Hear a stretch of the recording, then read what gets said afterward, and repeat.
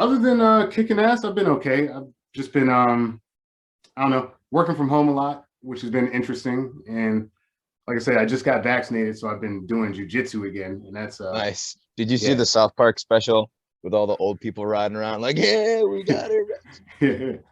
Yeah, that's the one on HBO Max, right? Yeah. Yeah.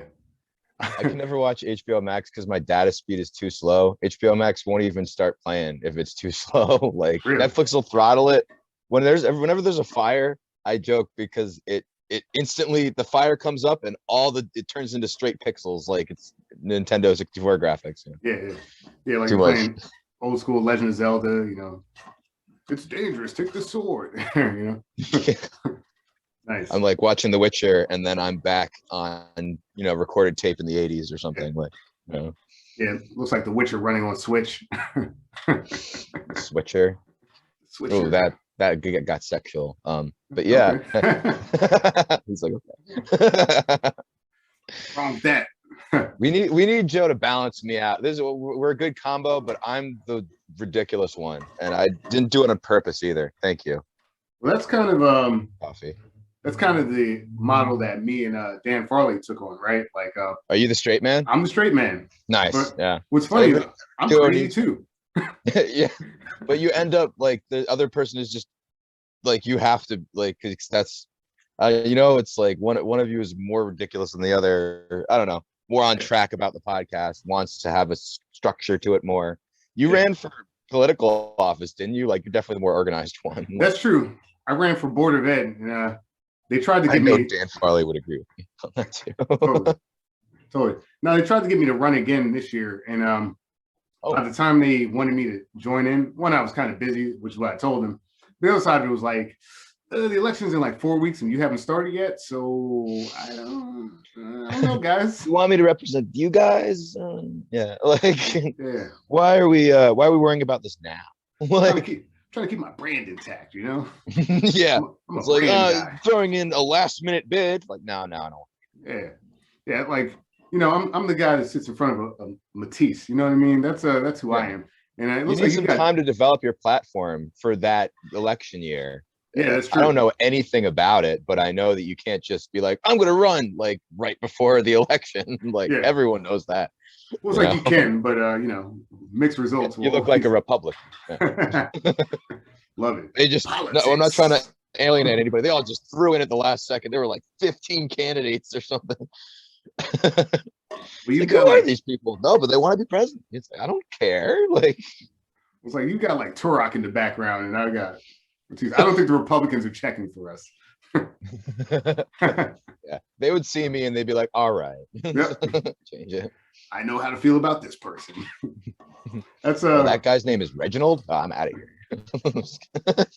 Honestly, it's part of the reason I wanted to do a podcast was that I felt there was a little too much of that, just like easily dismissing people or like not hearing different points of opinion. So like, I just wanted to start a podcast and just talk to people.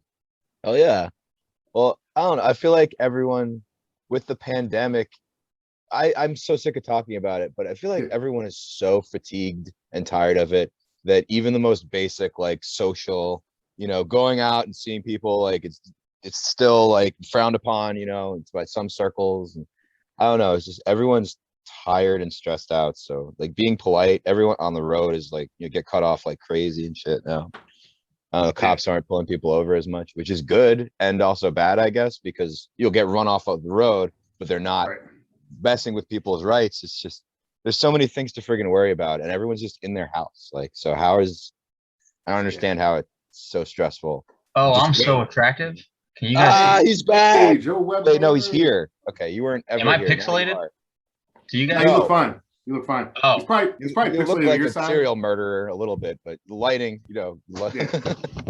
usually if you're pixelated, I've learned this. The Zoom still picks up like good video. So all right, cool. Yeah, looking good. Dude, that primal pick in the background. I love it. Right? Thank you. I'll teach you guys how to do it. I was telling you, it was like you know what? Let me get headphones because I feel like it's echoey. Hang on one second. No I'm gonna put maple sugar in my coffee because I'm bougie like that, but I'm still here. Hell yeah. And I'm just, I'll be here. Reggie. You had an excellent episode of Comics, Cartoons, and Craft Beers. We loved it so much. I got a chance to listen back to it, and I was actually Did you listening like to. I thought it was great. What I really liked, was the cuts that you had at the beginning and the end, where you kind of like intersperse different like moments in the podcast. Yeah, Like, I love doing that. I thought that was really effective. I got to show off that I learned how to do a left to right speaker split. If you listen to it on headphones, the guy's like, "Battles beyond space," and he says it left and then the right, and then I made it pan left to right. And I'm so Nice. proud I learned how to do that. Like, Nice. He is our editing guru. Yeah, and I self-taught and was bad at it to start, but here we go. that's what I did, and like I'm sure like purist audio people will probably still hate me, but I'm like, it's serviceable. Like I don't I use a podcast studio. There's still probably people that are like, nah, it's a little tinny. Like, Yeah, I mean, like you guys do more of like the cartoons and comic book stuff, but audio nerds, whew, they're the worst. They get mad. They get big mad.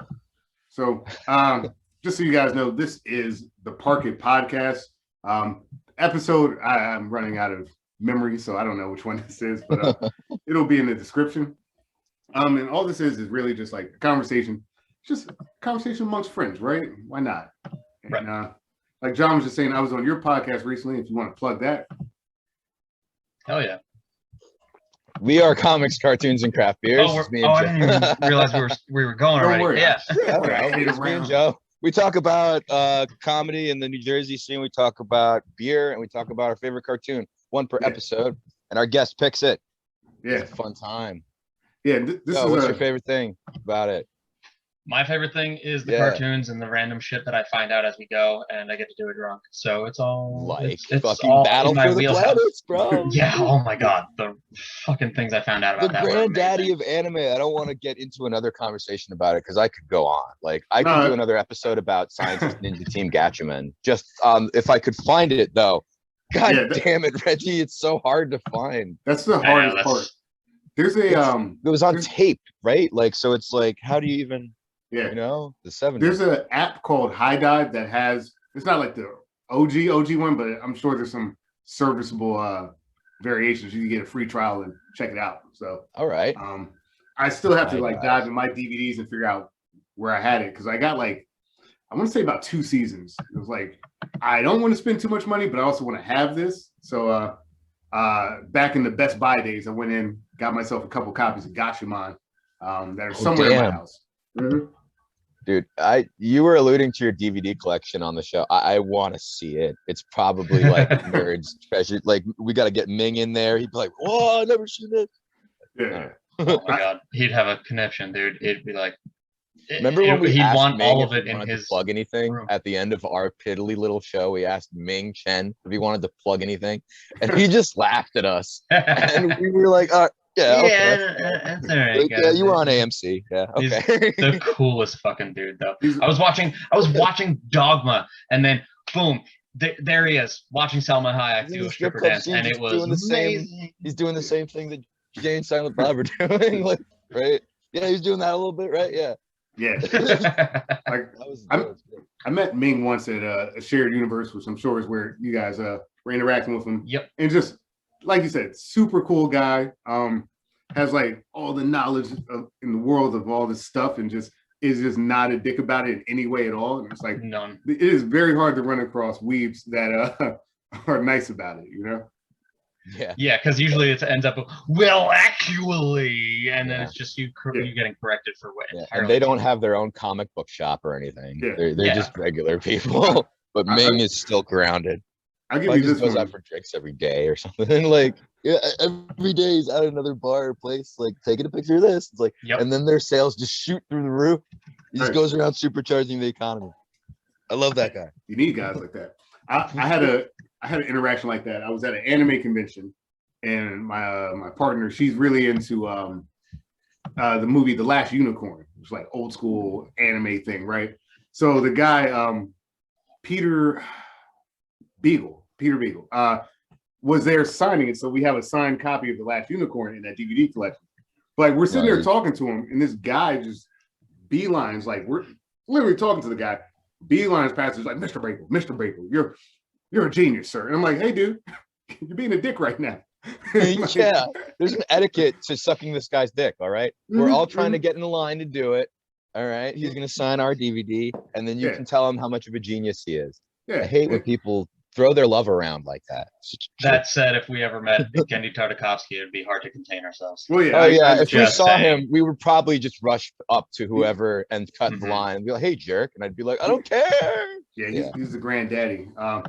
Jindy was definitely big in me, big influence on my nerd culture. And Jonan Vasquez, the Invader Zim guy. Like, his shit, like all of his shit. He's got this comic series called Johnny the Homicidal Maniac, and it's just the funniest shit in the world to me. Well, we just did like Gendy's such a random occurrence that keeps popping up in our podcast too. We just did the Flintstones episode. Oh, okay. Man. My buddy Joe Conti comes in. I've been working with him at Uncle Vinny's in Point for a couple of months now. And he brings up some super adult themed Flintstones. I think it was just like a short movie or something like that. Yeah. It was called On the Rocks. I'm looking at these drawings and I'm like, no. So I Google harder, and of course Gendy's the producer, and we lost our minds. Yeah. Everything we're talking about just like ends up going back to whether it's just Phil Lamar's on this cartoon, or John DiMaggio, or is the Scotsman, or fucking whatever. Like, it all comes back, and it's so sick. Damn, what's her? I forget her name, but like somebody showed me a TikTok, and it was Susie from the Rugrats. It's number 5. Cree Summer. Yep, Cree Summer is in everything. Everything. Nice. This guy. I don't know. Represent, whatever. I made this on Word document. Word. Yeah. I mean, Gendy, I don't know. Like, Dexter's Lab was like my shit, And that was that was like his college finals project. It's crazy the things that he was able to do. Yeah. That is a top tier cartoon that people really remember for generations later. And he was just starting out. Like, pretty sweet. Even like the cartoons within the cartoons, Dial M from Monkey, the Justice Friends. Rasslor, voiced by the Macho Man. Macho Man Randy Savage. I can come here to crush your body. I cannot crush your spirit.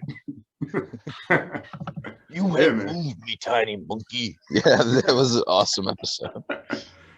Oh man. Even Bounty Hunter. Sorry. Or the one with what was it, Simeon or whatever? Like the guy like went out. Oh yeah, the smart Lex Luthor monkey. Like, join me, monkey. We can control all these stupid humans. And he's like, no, go back to the wild. And he's like, this feels good. Yeah, it was so fun. I don't know, seeing him get naked and run off into the woods like a monkey should. Yeah, like a monkey should. Actually, again, because I'm a deep cut guy, I was listening to a podcast and they were making fun of the guy changed his name, but back in like the 80s, he was a music act called Terrence Trent D'Arby. And at one point he was like, oh, I'm gonna be bigger than the Beatles or Madonna, someone like that. And he was a one-hit wonder. Yeah. But and his song Wishing Well, it's like a really cool, like produced song, but like the lyrics are almost nonsensical. And he has one that's like, moving like a monkey see, monkey do, and I just thought about that when you said that. Like a monkey. You say one-hit wonders, though. I immediately thought of the guy who was the CSI Miami guy. He says the stupid line, whips the sunglasses off. Yeah. Yeah, he was on NYPD Blue for like 1 season. Thought he was hot shit. Yep. Quit to do movies that like got negative scores on Rotten Tomatoes and everything else. And yeah, nobody hired him until like he became a meme. Yeah. The only reason CSI Miami did anything good is because him whipping off his sunglasses while having probably another pair of sunglasses underneath, and they're still on his face. And it was awful. But we loved him. And you know he hates that job. Like, he likes that check, but he hates that job. Yeah, no one wants to be like the meme guy. No. I mean, I do. Oh, I also I look enough like Fry, so if I'm like, wait, do you guys remember when TJ Miller was on he was on a Mike Judge show about Silicon Valley, and then he just left it to be the meh emoji in the Emoji Movie. You guys remember that? Yeah, Silicon Valley was a good show, and then it was good. He left behind Mike Judge to be the meh emoji, and his career is so much better than mine. But I don't care because I wasn't in the Emoji Movie. That's a strike against him in mine. He was in this Kristen Stewart movie. I think it's called Underwater, and that's all it is. They're like scientists underwater, and they get stuck. And for some reason, I'm gonna say spoiler, but I don't think anyone gives a shit. For some reason, the end thing was like it was a Cthulhu monster the whole time. That's dumb. Yeah, no, it was a dumb movie, so I had no problem spoiling it. But yeah, well, I mean, TJ ended up as what's his name from Deadpool, so I guess he made some of his hype back. Yeah, although he also I think he got caught up in some kind of scandal at some point. So yeah, he's a white guy in Hollywood, man. Yeah, that's never hey, stop. It's not just the white guys. Aziz got it. Yeah, he bounced back. Why won't you call me back? I'm gonna call you a million times. I'm Aziz Ansari. Honestly, what put TJ on the map for me was the Yogi Bear movie, and like if you ever saw he like for his audition tape he filmed himself next to a live bear, and it was just like so unnecessary. I guess it worked out for his career, but it's like, I mean, like really, like you wasn't there a character that was it BoJack that had a TJ Miller type or something like that? I know it was a Ryan Seacrest type, but I feel like a TJ Miller type was that also could have been a later thing. season joke, but yeah. I know Ryan Seacrest type, and I'm some lady. Yeah, I'm some lady. So good. An actress or something, whatever. BoJack is one of those series that like was able to mess with like the emotional side of it and the humor in a really like clean and kind of profound way. I think I'm up on season 2 at least, but I'm sure there's another season that I haven't watched yet. But oh yeah, he's dark, dude. You got to be mentally okay to get through that show. It's more like you feel more bad for the horse as it goes on, but also the horse is still a real dick. Yeah, like chill out, horse dick. But I don't know. Like they also make fun of Hollywood really well. Like they rip on the news and the way Hollywood perpetuates like people caring about dumb shit that you shouldn't care about, or like scandals where men use their power and then they have the story swept under the rug and stuff. They do that with hip hop, the hippopotamus. Hip hop anonymous. Yeah. Nice. Yeah. Funny thing about Hollywood too is like they know they're creeps and they just kind of like, you're just over here, like you still serve your purpose. We'll make like a Ray Donovan type show and like, look, we need fixers for all these Hollywood creeps. But I don't know. It's Monique really tried. Kind of like known but not talked about type thing for the last however many decades, And you can write exposés, but like people like, I mean, hey, they'll get caught and then they disappear. It's like, oh no, they killed themselves, right? Yeah, I call it timeout. I think if you put yourself in the penalty box for like 2 or 3 years, you can always come back from something. Like I was making a joke the other day, like on stage, and I was, about like when people get in trouble for like felonies and stuff, like Bill Cosby's an example, they'll like go blind or they can't walk so good to try to like beat the case. Yeah. And I was like, they show up in the wheelchair. Yeah. I was like, yo, go ahead. So I worked for Wells Fargo when they gotten all of their shit, back in like 2016 or something like that. They laid off 5,200 people at the ground level, but the CEOs got to resign with like $152 million each. Yeah, the golden parachute. And CEOs are different. They're better than us. They're not normal. Like if there was ever a job that could be automated right now, it's 4,000% a CEO, and they would run all that money back into the company. It could just be a bot that sends an email from one person to another. That's what a CEO bot that's it. It's a face. Futurama did it. They were all computers and a laptop running the email more condescending and power play, esque or whatever. But that's it. But for the court case, the CEO guy comes in and he's like casted up. I think his name was John Stumpf or something like that. He is casted up. I'm like he fought either Batman. He's going for the pity or he went full Kyle and put his fist through some sheetrock and found the stud.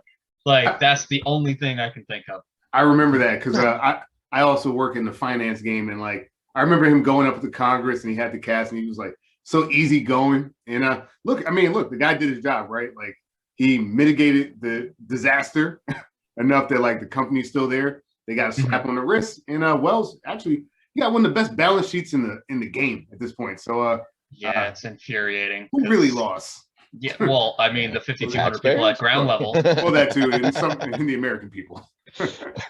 Thanks, George. This guy was up for a promotion. Anyway, but I was bringing that up because I was like, Cosby's almost like he's up for like appeal like soon, and I was saying like, would you listen to his? Because you know he's gonna drop an album. Like, would you listen to it? Like my God! Well, I mean, we're all gonna listen to anything Louis C.K. ever does again. Absolutely. It's like watching a car accident. You know, I'll pirate it. You know, just so I don't get the backlash. But yep, we said the same thing I'm about not giving him any money, but I'm also not admitting to pirating either. I admit to neither on this. Good point. I'm a pirate. Okay, I like One Piece a lot. So, but you steal stuff at sea, Joe? That's not nice. You should leave people's ships alone. They're trying to transport cargo. Someone should have stole that Evergreen ship.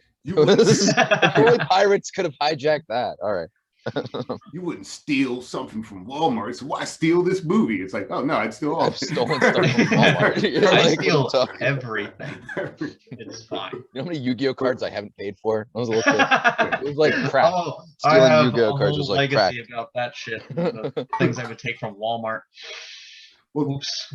The trading cards though, they're like thanks. No, I'm just kidding. Trading cards are they're like in hot demand right now. I know like Pokemon cards are like they're selling at crazy prices. Yep. I'm mad I gave all mine to a cousin. I definitely had a Charizard card. McDonald's promo. I think I had a full-grown adult showing up at the McDonald's. Oh yeah. Trying to get all the cards from the little children. McDonald's just keeps getting fucked up. Either it's Pokemon cards or Saskatchewan sauce, dude. I got 2 of them and sold them on eBay. Didn't make very much, but it's fun. What was that thing when they were just giving out like pint glasses? What was the market for that? Remember that? Like we talked about when we were kids, and it was all like the Disney glasses and shit. That's like Coca-Cola glasses, or those two. Yeah, they were. There were like 4 different glasses they would release, and you could like get one of each, but not all 4 at the same time. You'd have to go back 4 times. And they were the good glasses. Like you broke those out for company. Yeah, that was it. I was thinking that. Remember, didn't some of them have like lead in the colorations? Because it was the 90s, so hey, whatever. 30 years ago, people used to just get chopped in half in the street, like lead poisoning, whatever. Well, actually, asbestos. They called heat. Asbestos. They called heat for the Pokeballs. Remember, they had the Pokemon in the balls. Kids and put them on their face. Fit so perfectly over a kid's face. Yeah. Oh, you have only. Oh wait, I grew up in the darkness. Yeah. I was born in it. Yeah. I was born to be a master. When I talk like this, it's very intimidating. He's still 10, Ash. He's still 10. We're pretty sure that the Ho-Oh he saw at the beginning of the series just made him an immortal. Either that or he Good is fan theory. Good fan theory. Could be a coma when that Pikachu zapped him in the beginning. That's it. They're all in comas. The end Professor of it, O2. His mom just crying over his body. Yeah, take that, 10-year-old. No, mom survived, and she hooked up with the Mr. Mime she got. Oh, nice. Later. Yeah, dude, that's something that always I saw 34. That it's like what? Like, the Mr. Mime's taking the mom out because they don't have the dad in the picture. It's like, this is why they get rid of that Butterfree so quickly? That was a heartbreaking episode. Why are you getting me in my feels right now? I don't need this. I was going to hang out with my Butterfree. It needed to mate. It was like it was being drawn by its instinct. I remember this. Is what Butterfree happened. Wanted to leave. Yeah. Saw a pink bitch and was like, Had to. Yeah. And then Ash fucking cried his eyes out, letting it go. We all cried our eyes out, man. The fucking beautiful sunset with all the Butterfrees. Oh, my childhood, yes. Yeah. He's crying, he sprints up, he's like, bye, Butterfree! Bye. Very, very dumb, you know. It's like, that was a bad translation. Bye, Butter. Yeah. Like, sayonara, Butterfree. Yeah. If that wasn't even its real Japanese name, because like they're all like we took none of those except for Pikachu. Butterfree, like Charizard is Lizardon. Yeah. Lizardon? Lizardon. Oh, Lizardon. Stop trying to put dicks in everything, John. Yeah. Yeah. Sorry. Man, I forget, but there's like there's a translation for Snorlax in like German or something. I forget what it. This is gonna suck until I look it up. So Schlieffen. Yeah, you want to see some crazy German shit? You watched Captain America: Winter Soldier, right? Or Falcon: Winter Soldier? Yeah. All right, Zemo, the main bad guy. Okay. Yeah. He is the voice actor in the German dub of Cars. He's Lightning McQueen. Wow. That guy. It's amazing. He played the German voice for Lightning McQueen. Yep. And it is just him doing a Zickow. Now he's Baron Zemo. That guy's a dick. In Germany, Snorlax is Relaxo. Relaxo, yeah. It sounds like a character from Disenchantment with all the elves. It sounds like a roofying magician. Yeah. Relaxo. The amazing Relaxo. Sounds like a laxative. During quarantine, I got into like Pokemon. So like I started like building teams for Pokemon Sword and Shield. Like Same. you see, yeah. And it's I don't know, man. Like I was always afraid of it because like anytime I battled someone, I got my ass kicked. And I was like, I'm just gonna like read up on this, do some research. It's like it's not chess. Like it's not easy, but it's not very hard. They made it so easy because I'm way into it. I play doubles, I play singles, I got ranked like 600 in the world. It was crazy. Nice. Yeah, they made it so easy to make a competitive Pokemon now. You can do it in like a couple of like 2 hours. Catch, evolve, get it to 100, do all that shit. Max the IVs, EVs, whatever you need to do. I got a squad right now. And like the first Pokemon that I ever like, I still have my Blueberry probably directly behind this screen. The first Pokemon I ever picked was Bulbasaur because like squad up, like, but I didn't even know about the rare candy glitch at that point, so I raised that dude to level 100. Whoops, that's a thing. But now Venusaur is actually super competitive. Yes, it is. Because Sun gives Sun this teams. ability. Yeah, oh, dude, I've been running them, especially chlorophyll. Yep, you know it. But now he's got a Gigantamax form, which when he uses his Gigantamax Leaf, whatever it is, it does damage over time. It knocks like 25% of their health, or I think it's like 12.5% of their health off for 4 turns straight. It's crazy. G-Max, and he's so fucking fast. G-Max Vine Lash. Vine Lash, there we go. Yeah. And I also got, and I play Pokemon Go too, because I'm an extra nerd. And I got a shiny Charmander that I sent to my Sword and Shield. So now I got a shiny Charmander and a shiny Venusaur on my squad, fucking shit up. It's amazing, and I am a child again. Yeah. Is it a shiny, or is it one of those like off-tinted shinies? No, it's a real like Charizard is a shiny. Charizard. Nice.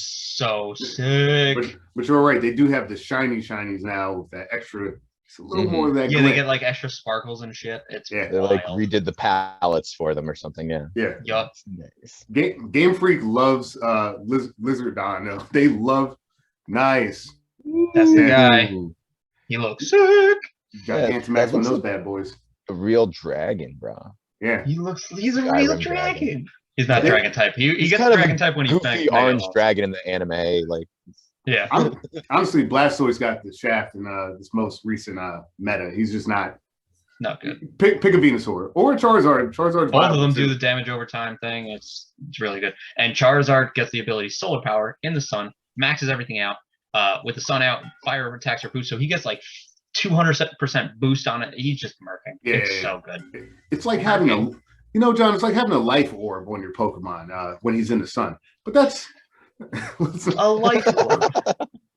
I haven't been up with the meta and holding things, Dude, good for Pokemon used something berry. He was at my house and I was showing him my teams and everything. I'm like, dude, check this out! Oh my god! He's just like, yeah, this is so cool. But like, can we smoke more weed? And I was like, let's go do that. I think like part of the reason I did apologize a little bit earlier, but part of the reason I was running late again is I went to jujitsu and I was like, the class ends at 12, and they're like, well, here's some super secret ninja shit that you're gonna need later. I was like, okay, gotta know this stuff. All the ninja stuff. If I can run with my arms back like this more efficiently, honestly. I want to know. Yes. Yeah. Teach us the way of the ninjutsu. If you guys storm Area 54. Yeah. You doing okay? Smoking a little bit over there? All right. It's legal now. A little bit. got that seal. I can't do it. Yeah, me neither. I just look like I have epilepsy. We got too much arthritis. Okay. I got the arthritis. We're fine. Oh my God. But yeah, no, like honestly, like any type of nerddom, you can go so deep into the hole. Oh, it's so easy to do. Like I've been watching people who write whole books about stuff they like. This is a series of novels I wrote. Totally. Don't get me started on Dragon Ball Z, man. Headcanons that become published books. Rabbit that is some nerdy stuff. But or fanfics where the characters have sex with each other. That's also very nerdy. Rule 34. If it exists, there's a porn of it. Yeah. I also real quick, I didn't realize that to put a background up, you needed a clear background, and I put this up and you can't see it. So let me try and show you what it looks like. Nope. There. Do you see it? Yeah, so I see it for a second. The Philip J. Fry. Yeah, it's like a really cool painting of him, and now it's just not working. I might buy it and put it on my wall. It looks like you melted him to take his place. Yeah. That's what it looked like. That's this guy's an animorph. Shut up and take my money. Shit. I love when he would just blast the TV of his guest with the laser beam. Like he'd just get mad at them. Get out of here, Moby. And the Moltar would pull lever. Yep. Oh man. But no, actually thinking about it, like the format of your show, I think works really well because of this nerddom sense. Like it's the nostalgia, it's the specific nature of the jokes. Like it's something about like that inside joke of being cartoons. Yeah. We call it contagious nostalgia. And the example I keep using is our KP Burke. He was on the G.I. Joe episode, and we made him giddy about G.I. Joe. He was giddy about it. Like he looked into stuff and just tried to remember stuff before he came on. I'm not saying he watched every episode, but he just had a wealth of knowledge to begin with, and just watching like a few clips and everything, it all came back to him. And that's what we're doing. We're just you guys get to pick excited thinking and remembering about their favorite show. That's why we have the guest pick the show, because we find out about stuff we had no idea about. We get to delve into it as our research. It's like, I'm doing this for the podcast. I can just drink beer and watch cartoons all day now and call it research. Yeah, you're working. Yeah. Yep. This is, I have to do this. Come on. I got excited because I forgot when we were talking about Gatchaman, I forgot about the bird missiles. And you were like, Joe presses a button and he runs out of bird missiles. That's right. Yeah, you enjoyed that because that character, that's his whole character in the American series is like fire, kill, missiles. That's pretty much his character. We need more missiles. Like, yeah. When Professor Nambu lets him fire the missiles, because not yet. They let him go hot. Yeah, it takes him a while, and they let him go hot. He's like, what? I can fire. But it's like Voltron the way, which is like, look, we still want to watch the separate lions fight or whatever, but like we know that's not going to end the episode. You got to break out that sword that comes out of nowhere. The transformation, the henshin transformation animation. And then they really tried in the new Voltron to all lions and stuff. Yeah, they tried to give all the lions their own thing in the newer one. Like one had a sword in his mouth, one had like these buster things, and one's like fire, one's like better in water. Exactly. Like one's more cares. Like stealth based. One's bulky. You're right. Nobody cares. Give me the giant sword. Yep. They you know what though? They did give Voltron himself a giant like railgun type thing. They gave him extra weapons on top of it. I really liked the new season of that stuff. Yeah. I'm gonna have to go back and revisit it. Because I felt like that interpretation was like kind of like truer to form of like the older series and stuff like that. Versus like on Netflix, I was watching a little bit like She-Ra, which I thought was like really well done. But like that's a full-on reboot. They're like, we're doing our own thing, and the writers went with their own direction instead of focusing on the original, right? Yeah, which I think works. I definitely think I need to check that out. I saw it the other day, but I haven't watched it yet. I really like the Voltron remake. Voltron was a sick cartoon in the 80s too, but it's just interesting to me how they made it more streamlined and it was so much more popular. It's this like humanoid fighting robot, all these different multicolored lions. They're all with the colors. the reaction shots. It's almost like shot for shot. It's very similar to Gatchaman, but Gatchaman had like a claw that would come down. It was just very Gatchaman. You know, it was like kind of or old timey the way it wasn't smooth enough. It wasn't sexy enough. To sell. They had those sexy bell bottoms. They did have those sexy bell bottoms. They all had like the same outfit, identical, like pants and like shirts and stuff. They all had numbers on their clothes off duty, so you remember which number they are. Yeah. And it was always like, I'm gonna go. It would be random stuff. I'm going fishing. Oh no! Look off in the distance. There's a kaiju. And just like Voltron was like, oh, I'll try to fight it. Like the main guy in Gatchaman will take his plane, which works as just a plane, but then like you said, the hook comes in, puts it. Now it's the front of the thing. It's just, I don't know. Like it's functional, but then when you really think about it, like it's not. Like the front part of the plane opens up to take in their vehicles, and it's just like, that might not be the best for stability. That's why the God Phoenix is so ridiculous. There was like another Voltron that was just like a ton of little vehicles and everything like that all came together. I vaguely remember, mostly because Robot Chicken made fun of it a lot. That's where I get a lot of this like retro it's not robots, because that was the other Transformers, right? No, this was because I remember Robot Chicken just doing a whole thing where they were playing the Voltron music as they were trying to form, but there were so many tiny little pieces that it was like really confusing. They could never make the robot, and the people that were in trouble were just like, you know what, we're gonna die. That's it. Was it just more people to make Voltron? Was it like it was like 11? Dude, it was like a ton of little cars, and like it was almost like Transformers when they all like merge into one giant thing. But it was, I can't figure it out. Well, when you guys are talking about contagious nostalgia, I was thinking about that because like Gatchaman is kind of like off the beaten track, like blink and you miss it, right? I think what kind of helped with some of these shows, because like a lot of times they were on TV and they were off like within a week, it was the VHS culture, like going to like Best Buy, not Best Buy, Blockbuster, or like Hollywood Video or something like that, and like going to pick up a physical copy. It's like, that's why I know what Centurions is, or I forget the guys. They're like they're knights, but their weapons were like lights. You know what I'm talking about? It was like hologram. Saint Seiya or Ronin Warrior? Nah, was it anime like, or it was but kind of like in the style like a G.I. Joe or something like that. Nice. I will. They had lightsabers. Hold up, I'll pull it up. Listen, man, if we're doing any deep cuts, we're calling you for references. Like you're on now. Well, it's like you can't be that much older than me, but of cartoons 20 years past when I started watching. Like you have deep, like in the past, like Gatchaman. Like I just wasn't. It was Toonami, right? Like Toonami played an episode and you saw it, and then you like dove into it. Yeah, so that I had access to Toonami, so I don't know. I think what helped is that I had two younger brothers, and like I mentioned, VHSs, so we'd go back, we watch the same crap over and over again. Oh, nice. Yeah, on the wall, Yeah.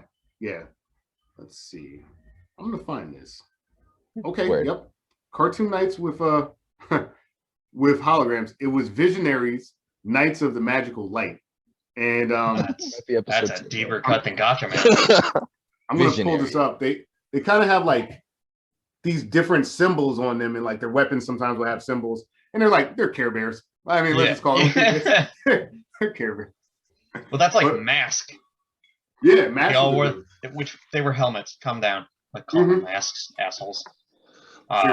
They were just like G.I. Joe with helmets. That's it. Or like if you remember Centurions, it's G.I. Joes, but like they had like Lego parts where they connected like helicopter. they had mods. Yeah, that's awesome. They were trying to make toys. They were just trying to sell toys. They all were. The worst thing I ever saw. It wasn't even a cartoon. It was on like UPN 9 in the morning, and it was called Vampires. Vampires. Like Vampire. They were like live action kids, and they were trying to sell the toys of these things, and it was just garbage because like they would jump into these. They worked at a junkyard, and they were cool because of it or whatever. And there were these things that were just sucking the life out of like machines and vehicles and things like that, like gas and all that stuff. And so these kids would jump in these old cars and they would like put their finger in and it would turn into a key and they twist it and suddenly they're car people. Oh, like, and I don't mean like they like Transformers, like after they transform, they were like cars that could like scoot up and like go back on their hind legs and shit, hind wheels and shit. Dude, I have to watch this. That sounds amazing. Just they did it because they thought of they thought of it as just we have this pun, vampires. Let's do a whole thing about it. And terrible. Reminds me of my mother, the car. You know, my mother's the car. He's like asking for the car, but his mom's a car. I'll have to look into vampires. I mean, vampires. Again, like the funny thing about like nerd nostalgia is like you'll say one thing that makes me think of something else. Yeah. So when you brought up the junkyard, I was like, oh, it's like what's it? SWAT cats, the Radical Squad. Oh, hell yeah. Hold on a second. We'll go SWAT deep cats. into that shit. Yeah, let's do it. Love SWAT cats. The whole extreme, you know. The Razor. Dark Claw and all those. Their whole thing was they had a sick ship. Anthropomorphic animals. Yeah. It was great. But like, I was thinking about it too, because the premise is a little ridiculous, right? Like, they were like these hotshot pilots for like the city or like the government, whatever it was. And then they kind of fucked up once. They're like, you owe us $1 million. So you're just going to have to work at this junkyard until you pay us back. It's like, could they work somewhere else? Somewhere more lucrative? Like, and then they just like use all the tech to build like the sickest shit ever. Yeah. He's like, look at this toaster. It could be a fucking engine. It's like, okay. Sure. And there's a couple, like there were some episodes where you were like, holy shit, they might lose. It was like a little like, oh my God, anxiety ridden. I mean, I was a kid, but like still, you're like, holy fuck. They went to like alternate timeline futures and like, I remember that one. Became a giant lizard person. It was wild. It was a good show. Yeah, that guy was just the villain from Spider-Man, though. The lizard. Yeah. He wore a lab coat and everything. He was just also a cat. Exactly. Everybody was a cat. They had the hot mayor's assistant. Everybody wants to be a cat. A cat. Yeah. Nice. Okay. Yeah, no, but I said UPN 9, and that brought back like so many things from that. Yeah. Like, they had one where they froze Sherlock Holmes, and he ended up in the future. I think it was like to the Sherlock Holmes in the 22nd century. Sherlock Holmes in the 22nd century. Yeah. And they downloaded Watson's brain into a computer and then put it in a robot, so he was just like a sick sidekick guy. That show could have been way better than it was. Yeah, it could have been. Had a great premise. It could have been. What else? They had Mummies Alive. Oh wow, Mummies Alive. Another crazy premise show for me was like Gargoyles. It's like I get it. That was a dope show. It's a dope show, but it's like just night. That's the only time. Okay. Yeah. That kind of pissed me off. Just the bad guys are always trying to do dumb shit at night. Like wait an hour or two, the sun comes up and you're fine. Mm-hmm. I don't know. That one had good lore though, good background. Oh yeah. Yeah. What are you saying, John? I forget. I'm sorry.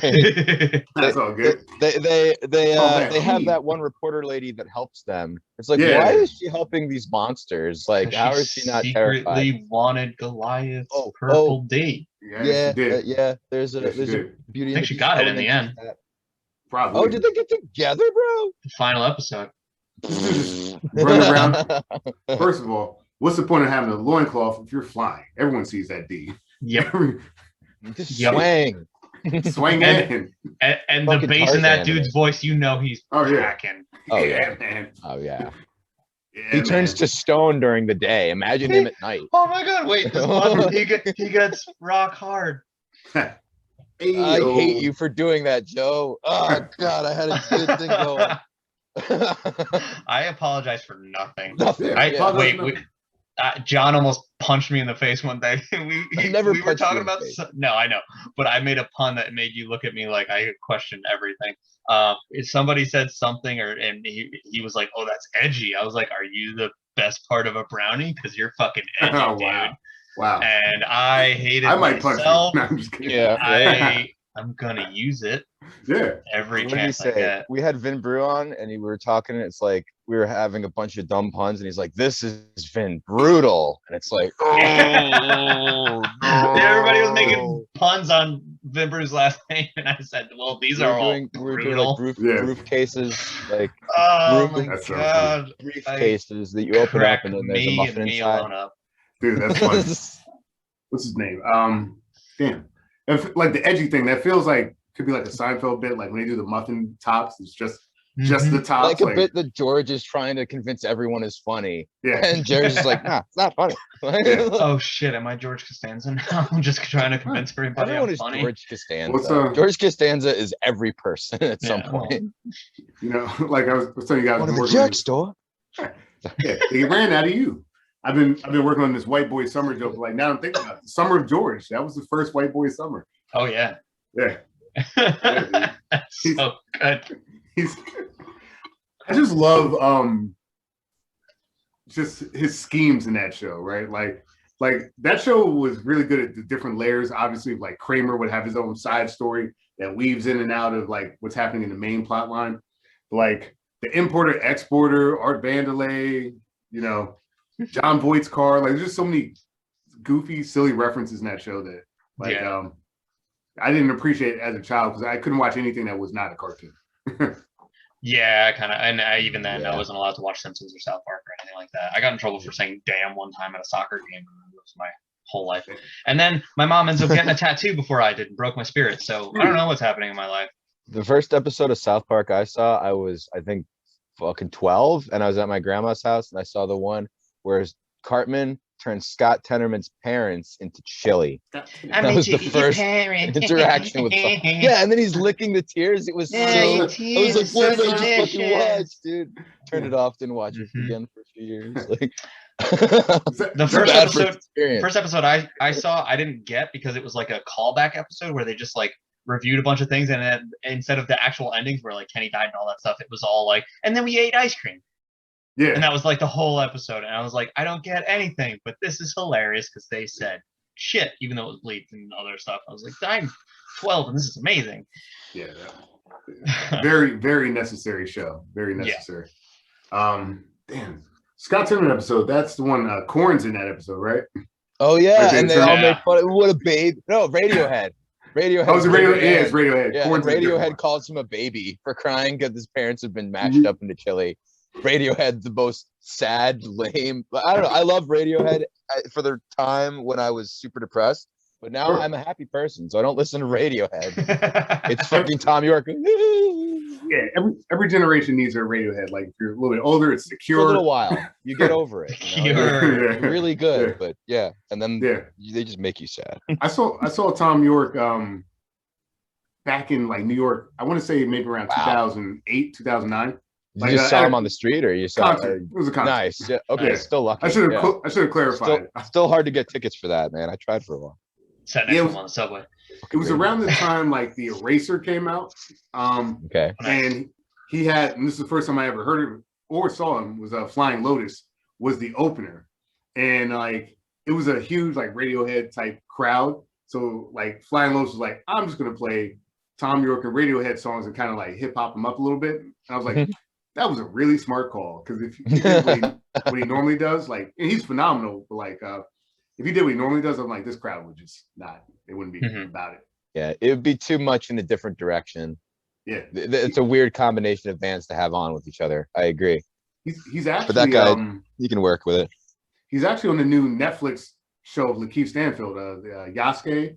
I was just about to say it because you said Flying Lotus. I was watching, I'm like 2 episodes in, and I mean, it's great. Yeah. It looks, and it's got so many different elements I wasn't expecting. I wasn't expecting mechs or magic. I thought it was just going to be like a Ronin samurai just walking through whatever. And it's got so many elements. And then I see the credits, it says Flying Lotus. I'm like, what the fuck? So I immediately went and checked out the entire soundtrack. Yeah, it's Yasuke. Like, like Yasuke. Sasuke, but with Sasuke with a Y. Netflix? Yeah, it's on Netflix, Oh. Okay. It's the first Black-owned anime studio, and this is their first like major project that they put out. And the main voice actor, you've seen Get Out? Have you seen Get Out? Yeah. So he's the guy that the main character meets and he like puts his hand out. He puts out for a fist bump and he like grabs it. He's like the guy that wears the hat and he's like starts freaking out, like get out, like he's that guy. Shit. I forget his name, but he's such a good actor. Well, if you ever seen Sorry to Bother You, it's Lakeith Stanfield is the actor, and he's in Get Out, Sorry to Bother You. He's in Black Judas.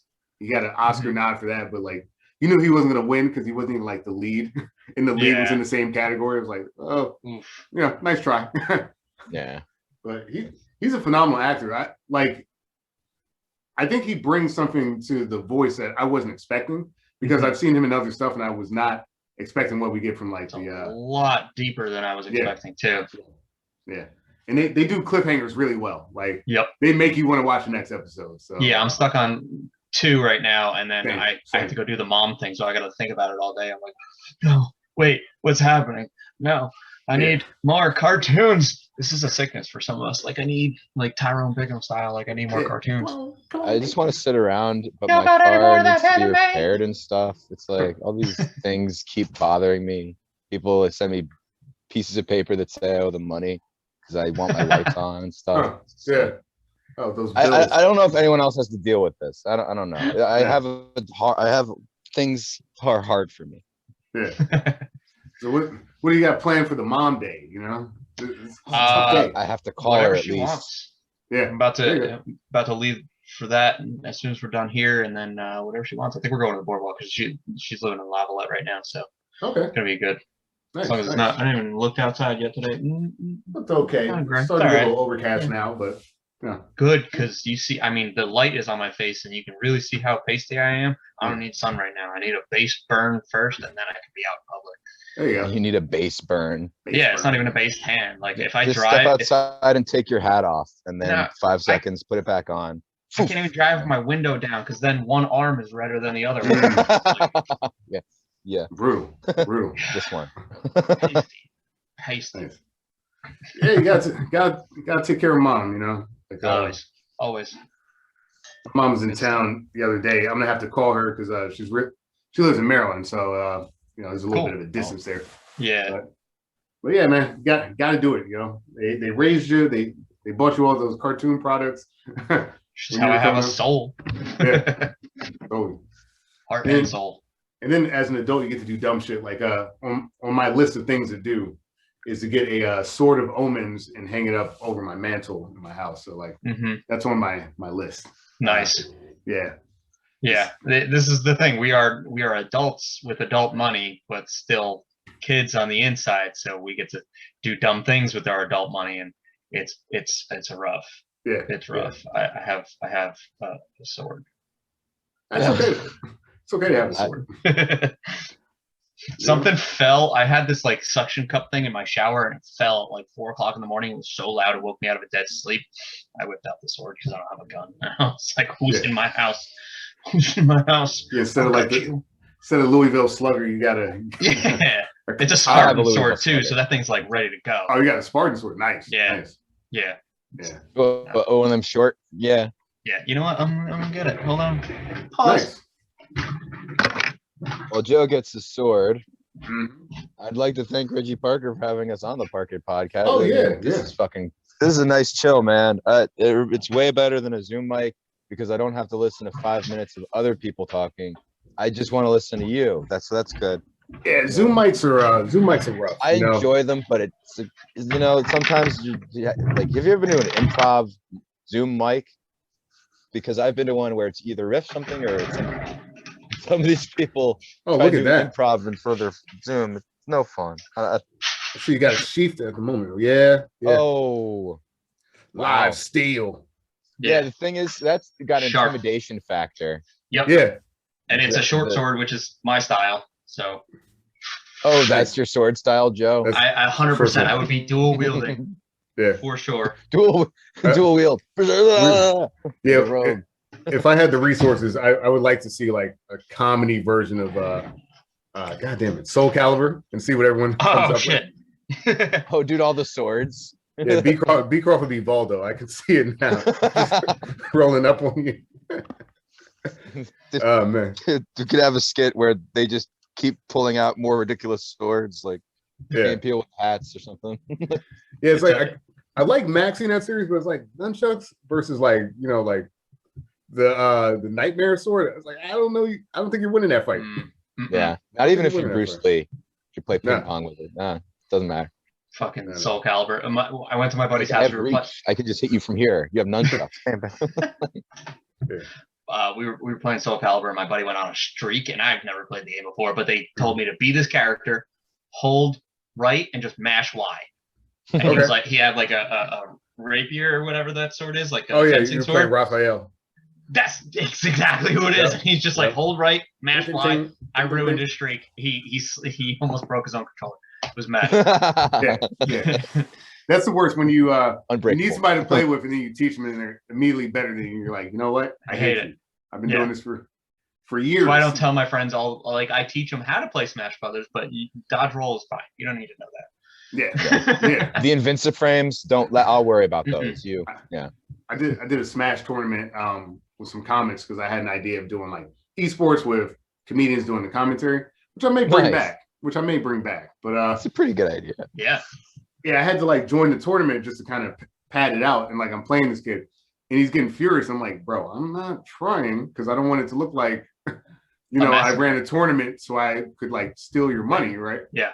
So I'm like I get that you're upset, but your Falco game is trash, and that's not my fault. It's not my fault. I'm not even playing my main right now. You gotta have fun. If it's you're making content, like don't get competitive about Super Smash Brothers. We're not esport competitors. We're not going to a big stadium. Yeah. By the way, I'm impressed that that's turned into such a thing, but I still can't believe it. Like, ESPN was doing it. Sport, some shit. I think like we were saying earlier, from the Pokemon level, like I can just watch it now. Like there was this thing called the Players Cup recently, and I just watched them play. I'm like, it's like I would have done that play. I wouldn't have thought of that. Dude, if you want to have way more relatable than baseball. I don't play baseball. Like, what the fuck? Do up a Pokemon tournament, and we can do the commentary. And I am all in. All right. Because holy shit. Gotta get the big headsets and be wearing suits. We gotta hit up Ming. Ming will probably be able to help us set that all up. For sure.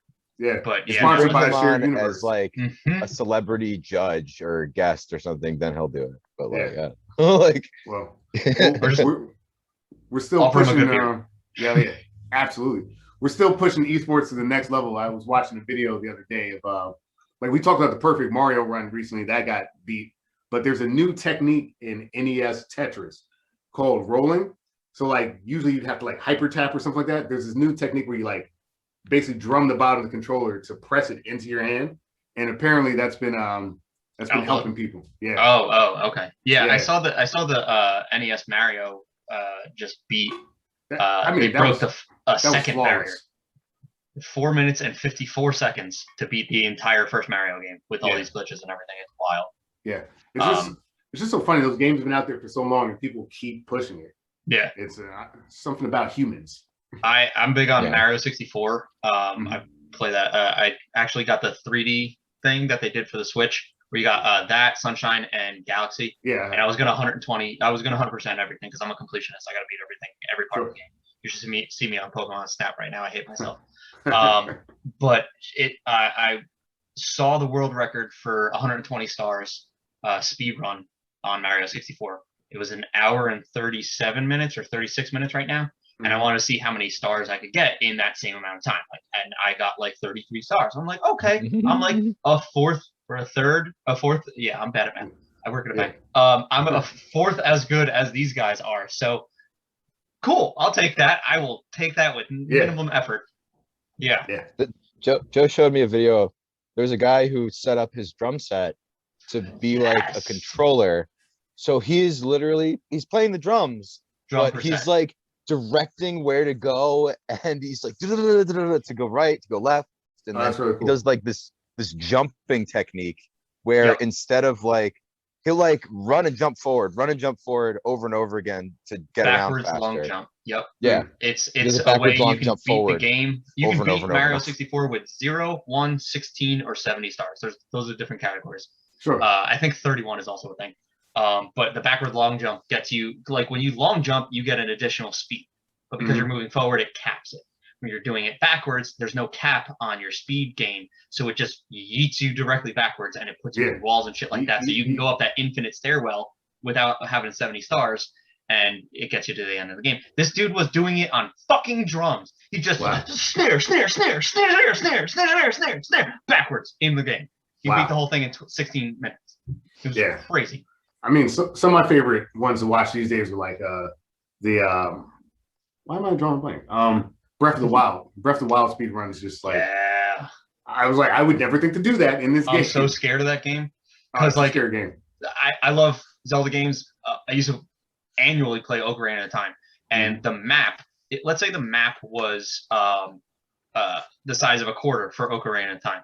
The map of Breath of the Wild is if you had like a 40-inch TV sitting next to that quarter. It was like crazy the difference, and that is intimidating for me. So I haven't touched Breath of the Wild yet. Well, whenever you do, if you do, they do it in a way that's like very clean. Like there's good fast travel in it, and you're kind of exploring at your own pace. Like it's a very kind of open-ended game. Like you could just walk to the end and like just try to beat the boss, but like they do storytelling in a very interesting way because it's not as like linear as you would expect from a Zelda game. So yeah. But look, man, you gotta know yourself. You gotta know that like there's certain shit that if I start doing this, I'm gonna go down this dark path. Now I got the big'em scratch going, you know.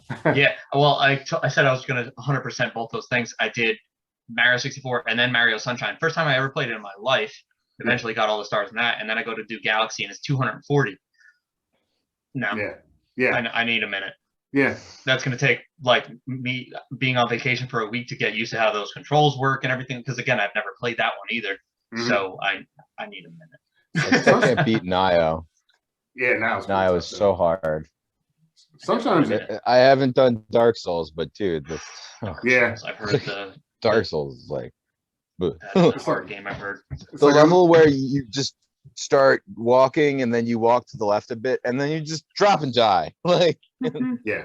I mean, you know, I'll just stick with slippy. I'll just stick with Elder Scrolls. Good enough. Like good lore, decent combat. Like I don't need to be frustrated. You could die, but it's not extremely likely. Yeah. Like it's a possibility.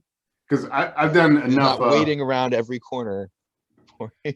I've done enough of those like things where like you're fighting the boss and like Mega Man or something, you're just like again, like you know, until you get it done.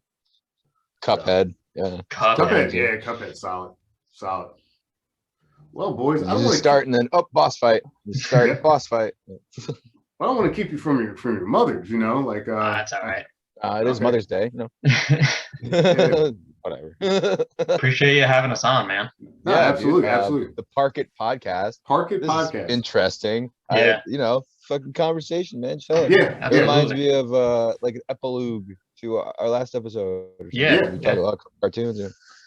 Honestly, like every episode is different because like just everybody's different. So at first when I started this, I was like trying to do a semi kind of political thing because I'm like a poli-sci guy. I ran for office. Me and John were talking about that.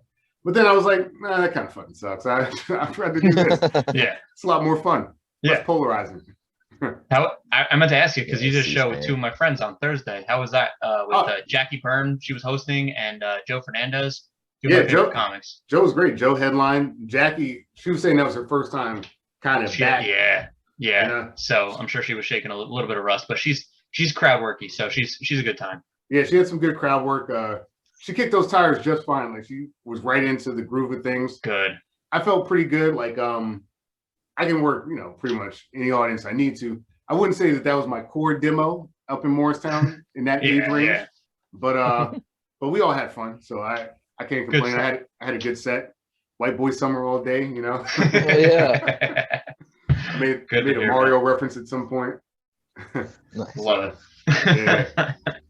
But guys, I really appreciate you coming on. One more time for everybody, just your social medias, your podcasts. Where can we check you guys out? John, go first. Go for it, bud. Okay, my Instagram is John Beecroft Snacks. You can check that out. We're comics, cartoons.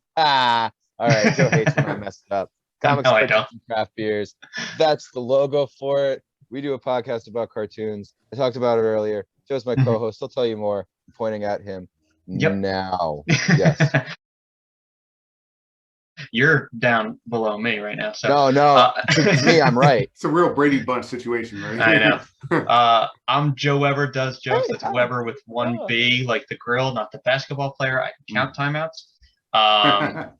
Also, CCC the podcast for comics, cartoons, and craft beers. If you are a comedian and you have a favorite cartoon you want to be on our show, hit us up, shoot us an inbox. We'll talk to you. We'll figure something out. We record at a shared universe. We fucking love it there. Ming is the shit. Chris on our 1s and 2s. Christian, all those guys are great. And you can find me at Uncle Vinny's. I'm the host there. That's in Point Pleasant. UncleVinny'sComedyClub.com for ticket info. I'll do a mediocre 10 and introduce the real guys, and you'll have a good time. So that's cool. It's me. Hell yeah. And like I was saying before, now I'm thinking about, I'm gonna hit up my boy Dan Farley, who I do some podcasts with. You guys have to talk to him about The Simpsons. Like, you have to. He's like a encyclopedia. You can do that. So I'm probably going to see him at the bar, because I'm not going to see my mother today, but I may go see my giant Irish friend that likes to drink. If I do, I'll tell him to hit you guys up about your podcast. And he's, like I said, Simpsons, like, you can quote everything. Frank Grimy Grimes, Monorail, Conan O'Brien used to write for them, so he's got all kinds of stories. But, nice. Guys, thank you so much. Anytime, bud. Enjoy the day, and I think I can turn this around pretty quickly. I should have this out in the next day or two. Sounds good, man. All right. Yeah. Thank you. You got it. Thanks a lot, guys. See ya. Peace out. See you, man.